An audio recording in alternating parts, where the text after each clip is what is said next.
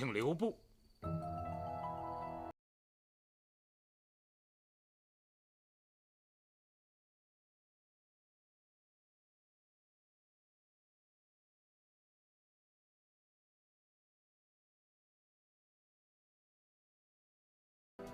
所谓无为者，不先作为，不在事物变化之前有所为。还有一句：人失我得，不再争。望武安侯能理解此意。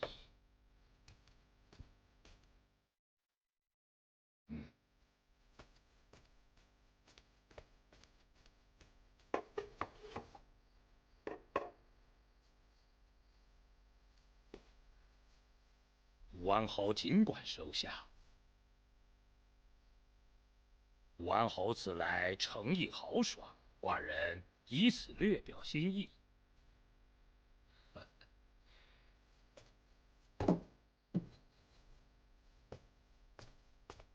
就算是第一次分红利吧。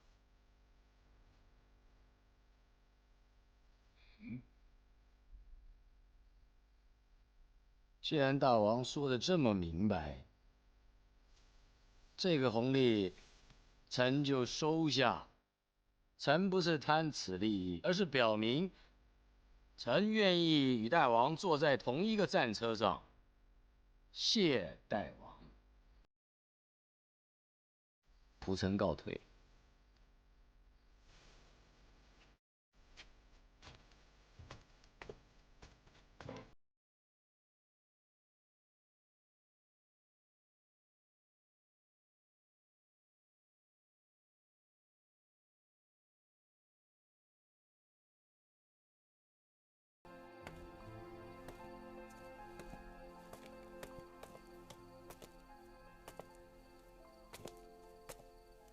你看，武安侯有几分真诚？武安侯，真诚两字不属于他，但只要价钱合适，您可以从他那儿买到一切。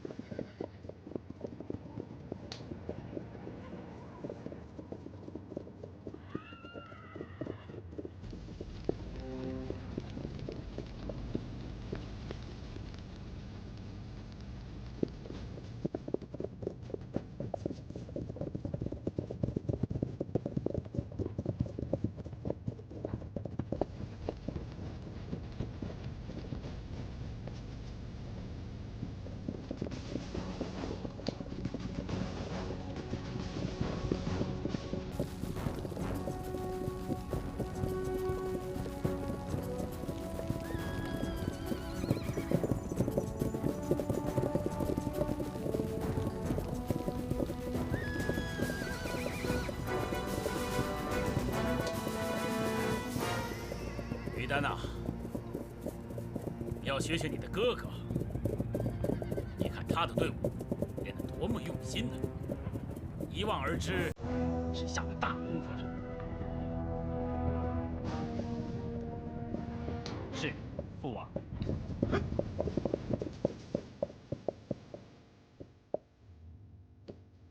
父王，儿子，好样的！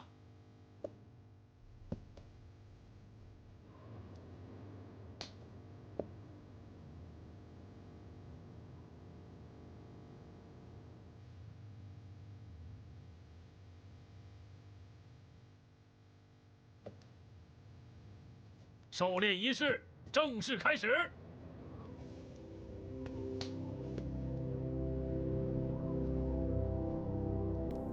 行出征之列，大单于披挂上马，王子一支血围猎开始。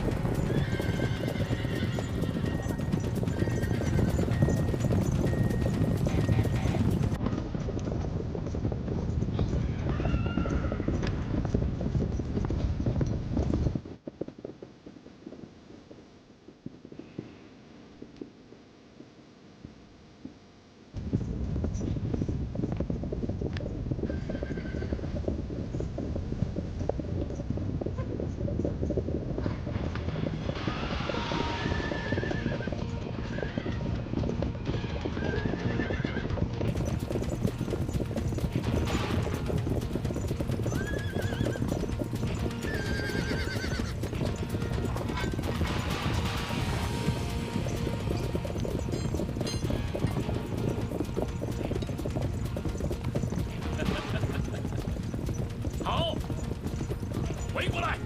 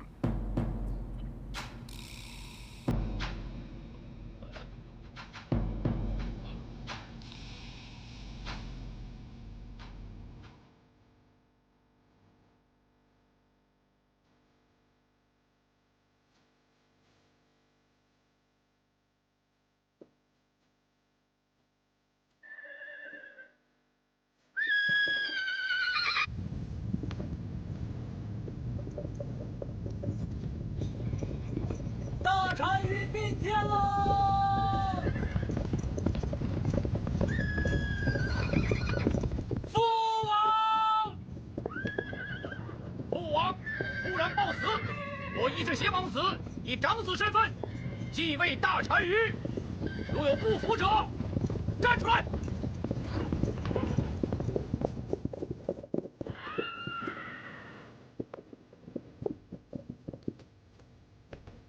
昆仑神注定一只邪成为大匈奴的大单于，感谢昆仑神，感谢昆仑神，感谢昆仑神。啊！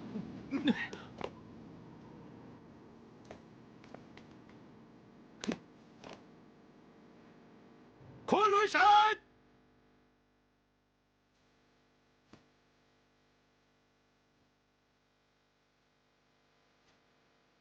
我以昆仑神的名义，我一指邪大单于在此宣誓，我要带领你们像猎鹰般飞越高山，穿越湖泊，为你们捕捉青祖挥斥之鹤，带领你们像狼群一样穿过那绿色的草原，需洗劫那些堆满粮食、堆满丝绸、住满美女的村庄和城镇，让汉人的男人做我们的奴隶，让他们的女人做我们的妾婢，让他们的田野成为我们的牧场。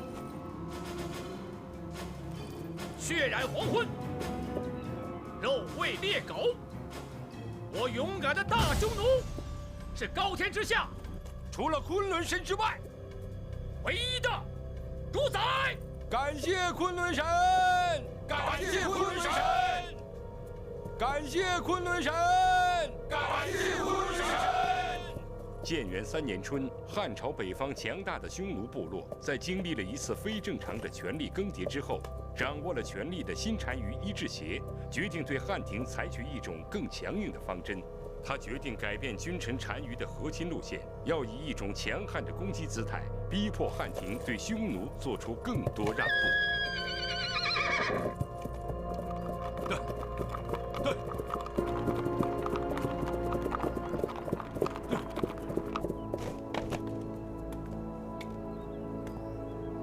欢迎使节，请吧。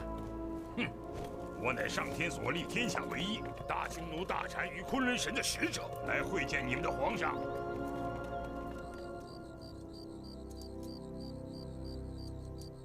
他们非得要见皇上啊！是的，上次朝廷出使匈奴是由大单于接见的，因此匈奴使臣要求这次对等待遇。那皇上人呢？是，禀太皇太后，仍在上陵园。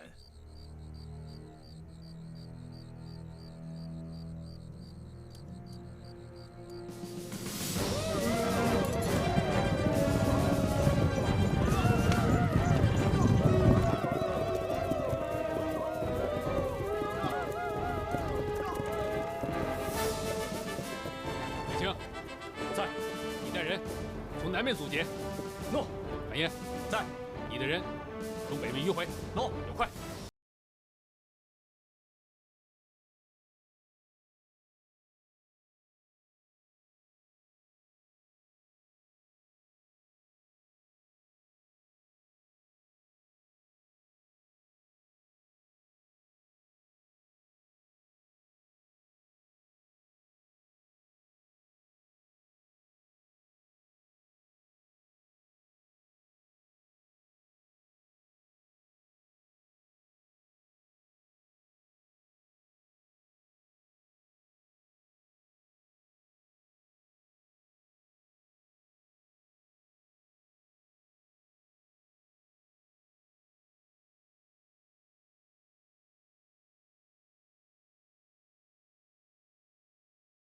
朝中有紧急事务，太皇太后请皇上立即回宫。回宫。呀。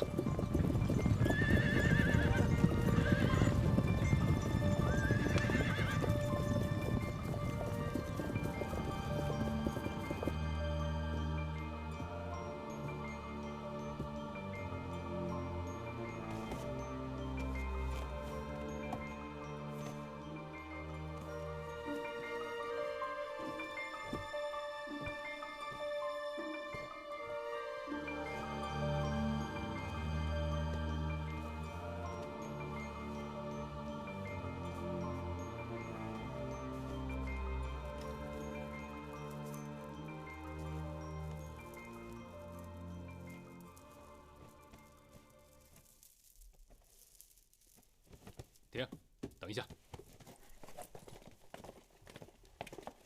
不穿了。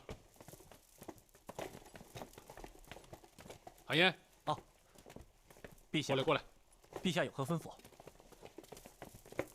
你这身行头不错呀。啊，陛下过奖了，谁的行头比得上天子？天子的服装嘛。真的吗？你看朕的衣服好，那就跟你换，你穿上朕的。朕今天要捉弄一下匈奴人。别，陛下，臣有几颗脑袋，敢穿戴天子的服装？怎么？你敢违抗朕的诏命吗？臣不敢。快点脱下来，快去帮他脱。遵旨。快点。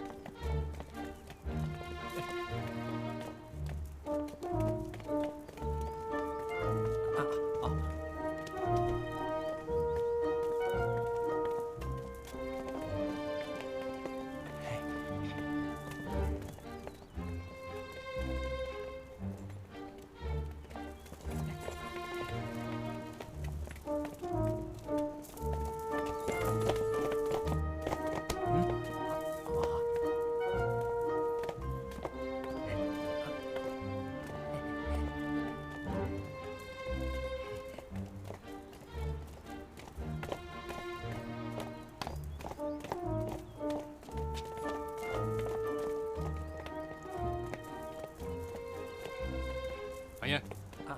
陛下。哦。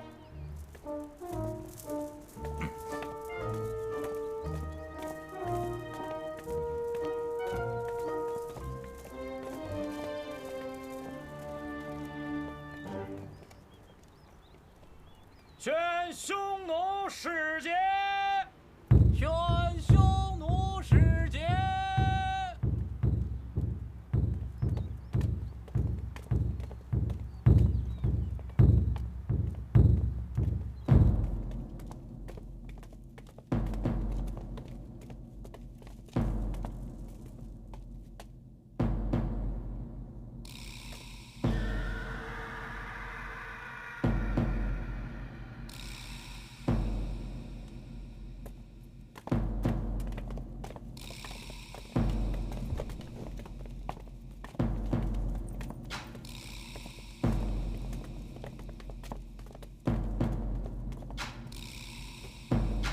皇上驾到！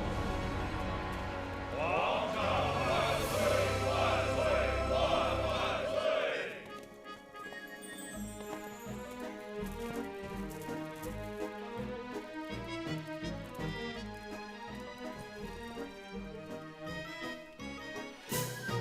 平身。谢陛下。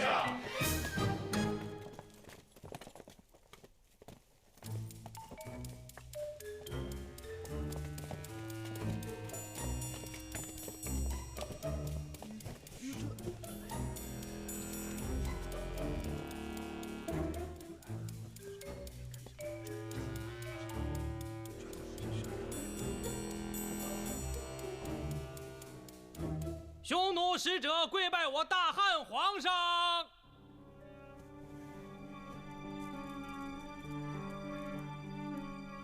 匈奴使者跪拜我大汉皇上。匈奴为上天所立，日月所制，普天之下至高无上。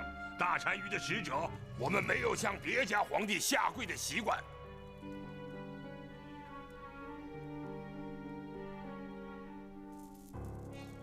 哦，算了，不跪就不跪吧，反正你们站着已经很矮了，只怕跪下，朕还就怕看不清你们了啊！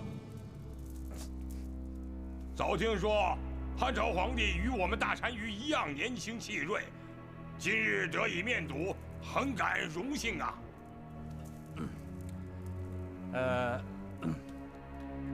朕也很高兴在此接待北方来的使者。北海湖已经结冰了嘛？往年这时候湖面已经可以走马。今年的羊羔下得多嘛？有没有一胎生了4羔的？克里沁上年的草情好吗？对了，牛马过冬的草料够不够？牛马的存栏数有多少啊？想不到汉朝的皇帝对我匈奴的情况这么关心呐！是啊，不关心不行啊！你们那儿如果年景稍有不好，我们汉朝的边郡不就又要遭殃了吗？大单于有一封信函，托本使节呈大单于内地汉朝皇帝。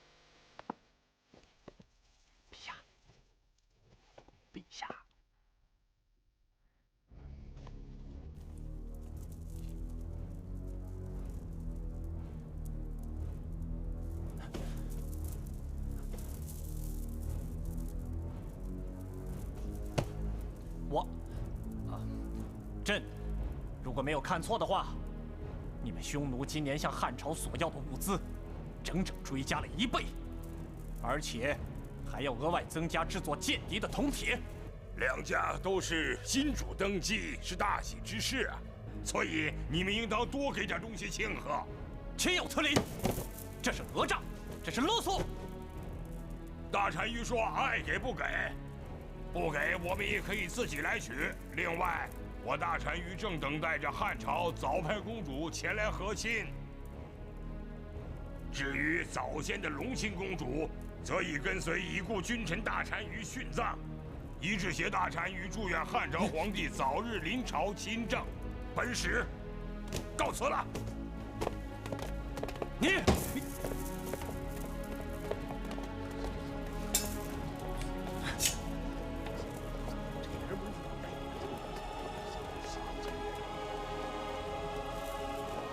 陛下，匈奴人狂妄之极，你看看。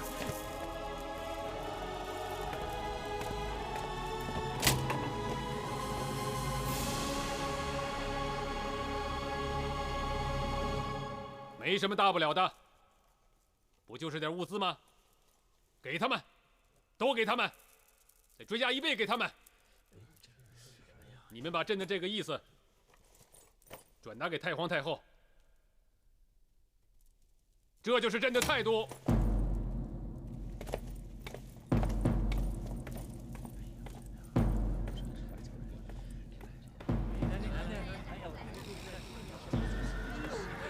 请回去代问大单于好。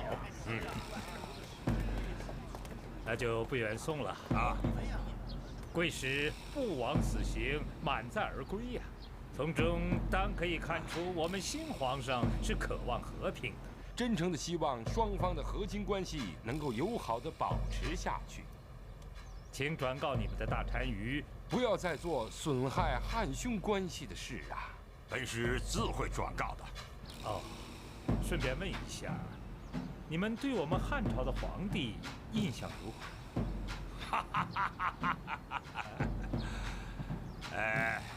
本使倒是认为汉朝皇帝身边的那个按刀站着的武士，才是真正的大英雄啊！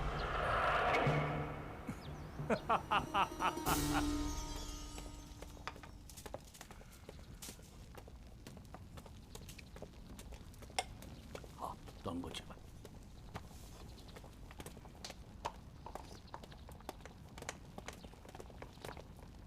太医，皇后的药煎好了没有？就好，稍等片刻。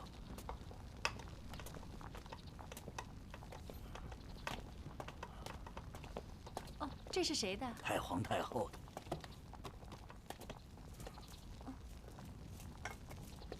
这个呢？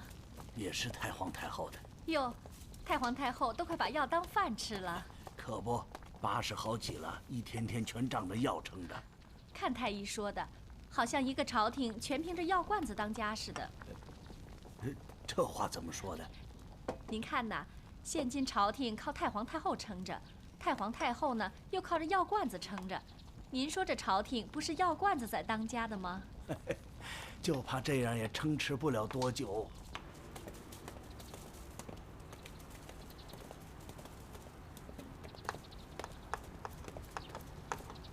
啊，太皇太后的药好了吗？啊，好好。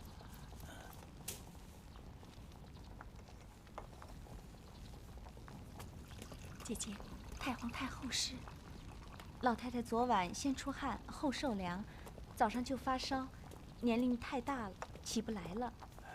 给。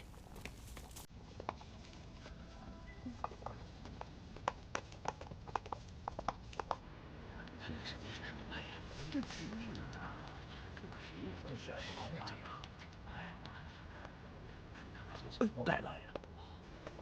太皇太后说，东欧之军务，请朱大臣与皇上评议。待有了初议之后，再告太皇太后最后定夺。我们就这样。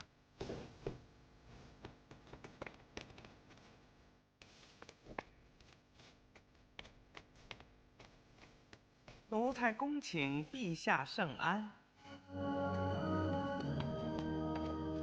陛下您得快着点儿。丞相和各位大臣都正在宣誓等着您呢。告诉他们，早朝改午朝了。喏，仆臣恭请陛下圣安。挺身吧。谢陛下。你们来的正好。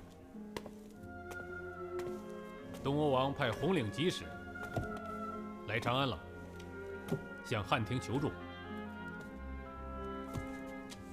太皇太后让朕主持对此事的廷议。你们先替朕想想，这件事该怎么办？陛下，这不正好是陛下的机会吗？陛下这些年来一直在小小的上林园内做着自己卫队的指挥官，现在陛下正需要玩大一点，有一个能施展手脚的战场，出兵平定东欧之乱，正是机会呀。朕何尝不想？但太皇太后只是让朕在宣使主持廷议。陛下，臣以为不妨将廷议的范围扩大，别老是那几张熟面孔。熟面孔自然会老调子重弹。没错，不妨将武安侯、魏齐侯那些赋闲在家的宗亲公侯们都请出来，让他们广开言路。皇上来了没有啊？来了没有？皇上说，朝廷是否对外用兵乃国之大事，必须请诸公卿、公侯、宗室一起商议，所以将廷议改为朝议。皇上不愿意在小范围内商议，显然是对我等心存芥蒂。本来很简单的事情，为什么搞得这么复杂呢？像魏齐侯这样的贤人也来参加廷议，还不把前些日子的怨气也发在朝上，那朝议还不乱成一锅粥？皇上可能要的就是这个乱劲儿，所以，我等一定要一口咬定太皇太后身体不好，此时断不可用一兵一卒。事关重大，皇上要求朝议完全合乎规制，我们还是立即通知安排吧，不要耽误了。好吧，朝议就朝议吧。侯爷去武朝，讨论援救东欧的事。是啊，皇上已沉默多时，这一次好不容易透气的机会，我做国舅的能不去帮忙吗？侯爷是否了解闽越王与东欧之间的战争内幕？我听说还是吴王刘濞之子刘居在从中挑唆。侯爷只知其一，不知其二。还有其二。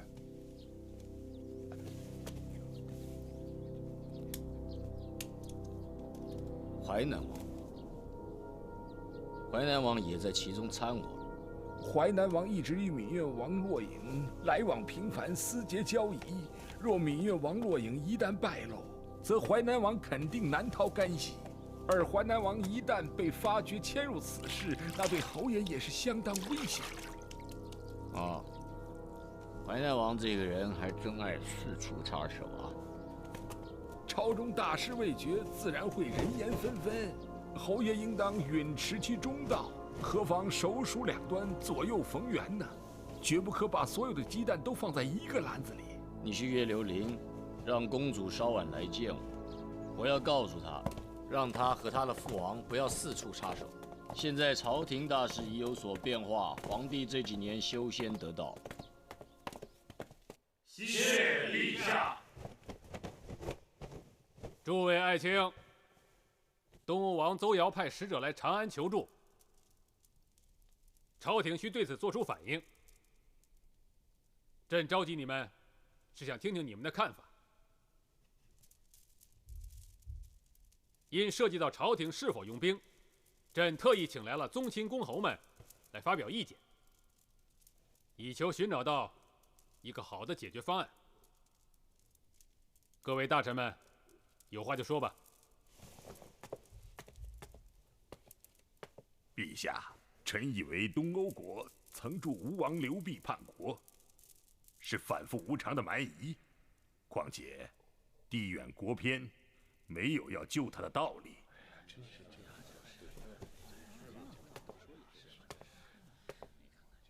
丞相，刚才提到了刘濞，也就是提到了七国之乱，东欧国是参与了刘濞的阵营，但东欧王后来因诱杀刘濞有功，先帝没有追究他的责任，相反却给予了很多的赏赐。刘濞之子刘居得以逃脱后，从此怀恨东欧王，这次才挑唆闽越国对东欧国发动战争。由此看来，此事是七国之乱的一种延续。我大汉朝应该管，如若不管，就是对先帝一夜的不忠啊！臣下以为，汉廷不应干预此事。老夫只是议政，至于如何管，还是请内阁和陛下定夺。东欧与闽越两国同为蛮越人一族，为小利而互相残杀是常有的事。这种情况并不是现在才有的，在高祖时代，越人之间就常有战争，但高皇帝从不派兵介入，解决他们纠纷时，高皇帝也只是帮助他们调停调停。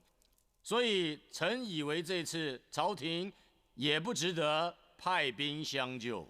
陛下，臣不同意武安侯。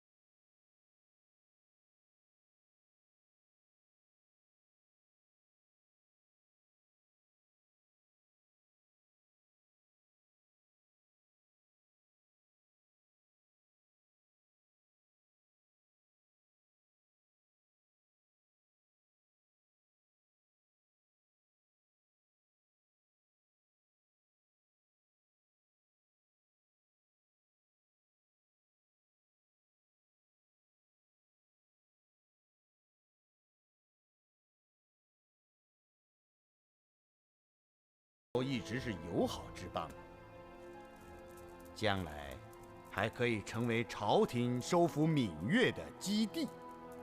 收复了闽越，我汉朝的国土才可以说是真正得到统一。只要我们有力量援救，就能使圣上的恩德远播一方。为什么放弃不管呢？你是说朝廷没这个力量，还是圣上的恩德覆盖不到远方呢？我只是打一个比方。比方？难道秦朝放弃的地方，我汉朝就也应该放弃？哼，吴安侯，秦朝